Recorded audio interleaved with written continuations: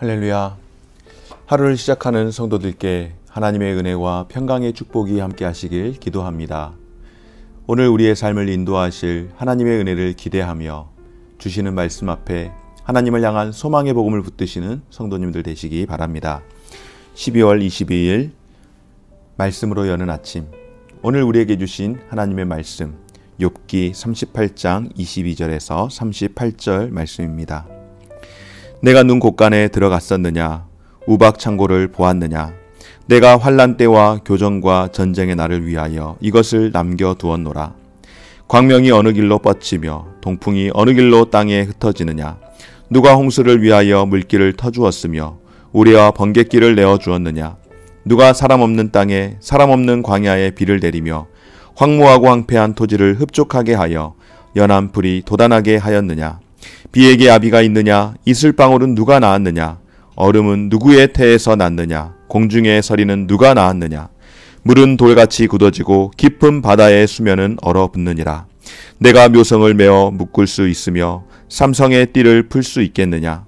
너는 별자리들을 각각 제때에 이끌어낼 수 있으며 북두성을 다른 별들에게로 이끌어갈 수 있겠느냐? 내가 하늘의 궤도를 아느냐? 하늘로 하여금 그 법칙을 땅에 베풀게 하겠느냐?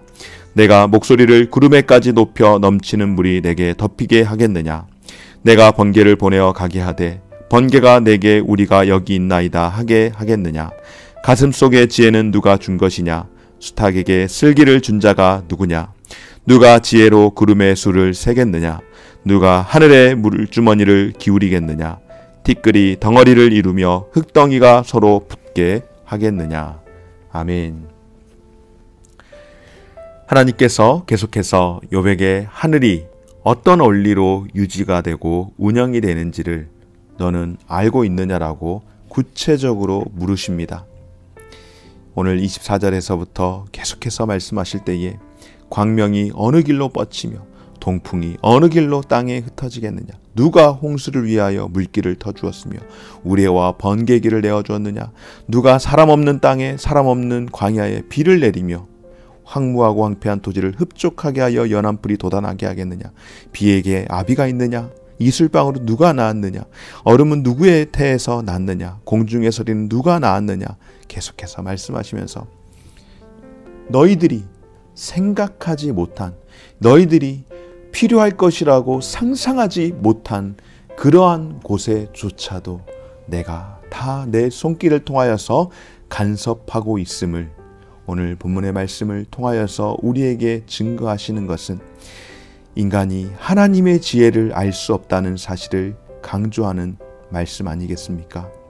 사랑하는 여러분, 하나님이 이 세상을 어떤 원리로 운영하셨는지 아마 우리는 감히 상상할 수 없는 그런 간섭하심들을 오늘 38장을 통하여서 보게 되어지는데요.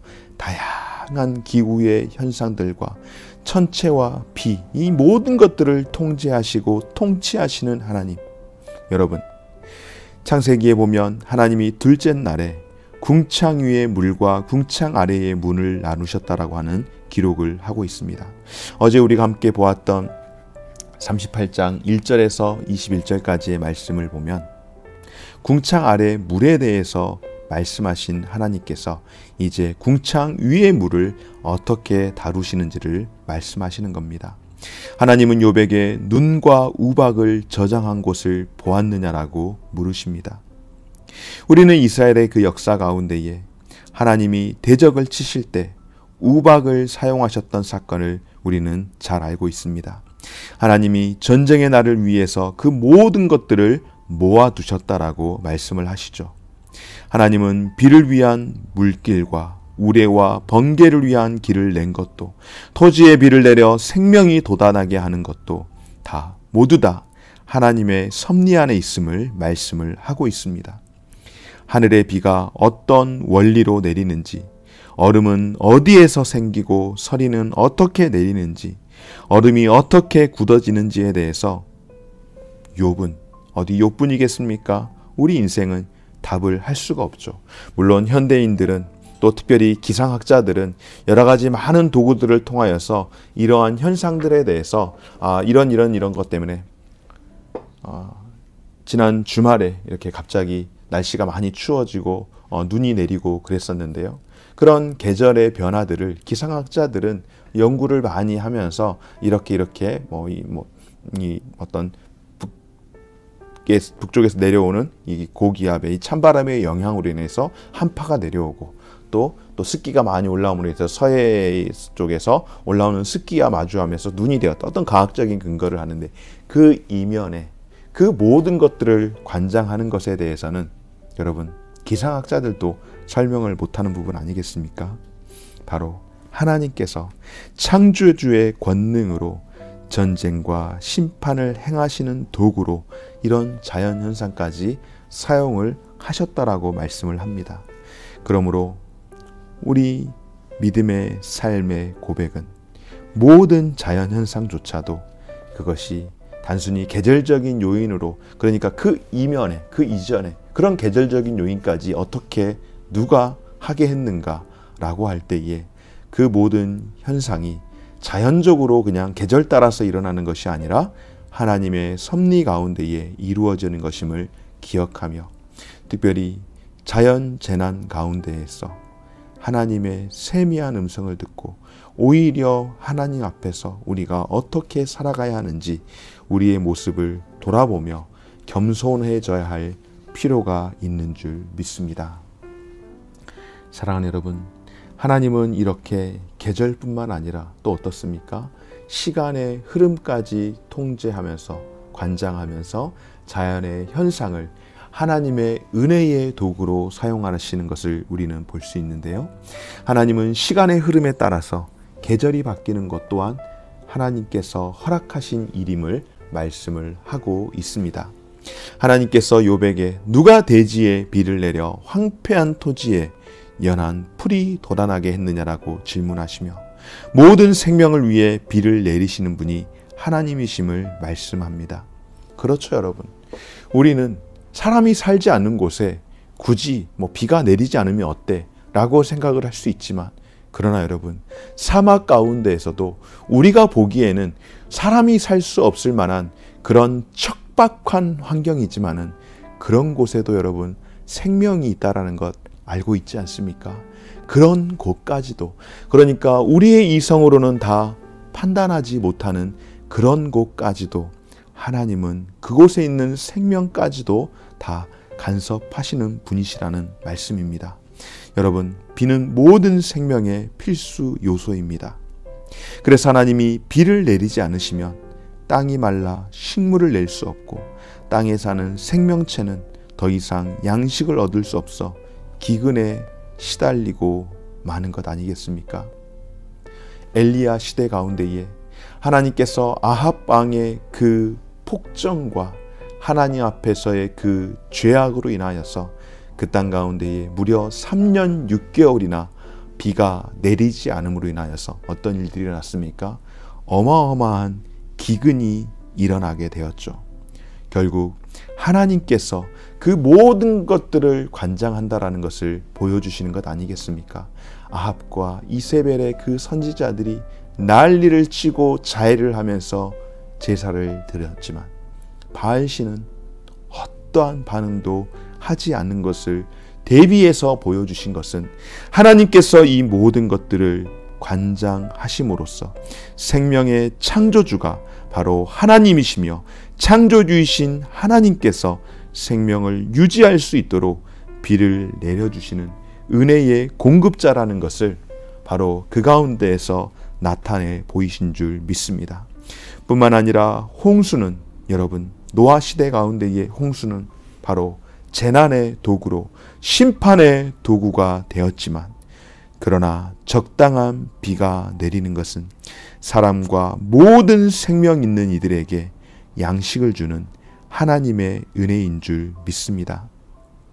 하나님께서 가나안에 이제 들어가야 할 이스라엘 백성들에게 모세의 설교를 통하여서, 모세의 그 두 번째 설교를 통하여서 신명기에 나와 있던 그 말씀 가운데에 무엇이라고 합니까? 가나안 땅에 들어가는 이스라엘 백성들에게 그들이 하나님과 맺은 언약을 지키면 내가 그 땅에 이른 비와 늦은 비를 적당하게 내림으로 말미암아 그들이 곡식과 포도주와 기름을 얻게 하실 것을 하나님이 약속해 주지 않으셨습니까? 하나님이 하늘을 닫아 비를 내리지 않으시면 땅이 그 소산을 내지 않음으로 인하여 모든 생명체가 멸망할 이 길을 맞게 됩니다. 그러나 하나님은 사람 없는 광야에도 비를 내리셔서 짐승들의 그 생명을 지켜주시는 줄 믿습니다.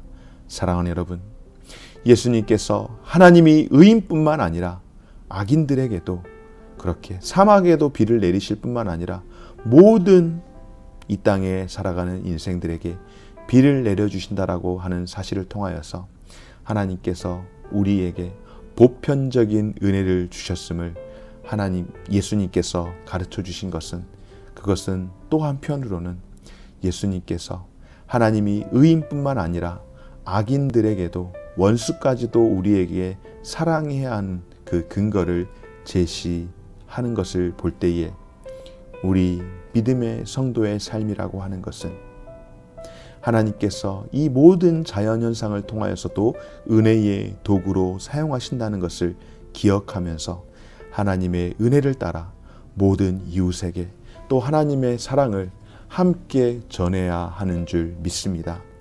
사랑하는 여러분, 우리는 최근 이 몇 년간, 최근 한 1, 2년간, 앞으로 내년에도 당장 내년 초에는 정상적으로 이 상황이 다 회복되기가 쉽지 않겠다라는 생각이 드는데, 어쨌든 최근에 우리는 일상으로 누려왔던 그런 이 평범함들이 사라지는 것들을 경험하게 되었습니다.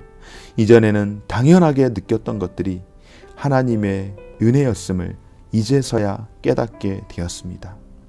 하나님은 모든 천체를 운행하시며 또한 우리의 일상을 운행하고 보호하시는 하나님인 줄 믿습니다. 그러므로 우리가 매일매일 하나님을 기억하며 감사하는 것, 그것은 하나님 앞에 마땅한 우리 인생의 소임임을 기억하고 우리의 삶이 그렇게 하나님 앞에 늘 감사함으로 살아가야 할 줄 믿습니다. 사랑하는 여러분, 우리가 지금 누리는 모든 것이 다 하나님의 기적과도 같은 은혜라는 사실을 기억하고 하나님이 베풀어 주지 않으셨다면 지금 우리가 먹고 입는 모든 것들, 몸을 누일 수 있는 그 자리가 주어질 수 없었음을 우리가 기억하며 우리가 경험하는 모든 것들 다시 한번 하나님의 은혜로 기억하고 인정하며 우리의 매일매일의 순간을 하나님께 감사하며 의지할 수 있는 저와 우리 모든 성도들 되어지시기를 주의 이름으로 축원합니다. 고마우신 하나님 감사드립니다. 날마다 숨쉬는 순간순간마다 하나님이 베풀어 주시는 은혜를 기억하며 항상 감사하며 살아가는 삶이 될 수 있도록 은혜를 베풀어 주시옵소서. 무한하신 하나님의 뜻에 모든 것을 맡김으로 살아갈 수 있는 우리의 삶이 되게 하여 주옵소서. 모든 것이 하나님의 주권과 하나님의 섭리에 있음을 믿음으로 고백하게 하여 주옵소서. 감사드리며 예수님의 이름으로 기도드립니다. 아멘. 하늘에 계신 우리 아버지여, 이름이 거룩히 여김을 받으시오며 나라가 임하시오며 뜻이 하늘에서 이룬 것 같이 땅에서도 이루어지이다. 오늘날 우리에게 일용할 양식을 주옵시고 우리가 우리에게 죄 지은 자를 사하여 준 것 같이 우리 죄를 사하여 주옵시고 우리를 시험에 들게 하지 마옵시고 다만 악에서 구하옵소서. 대개 나라와 권세와 영광이 아버지께 영원히 있사옵나이다. 아멘.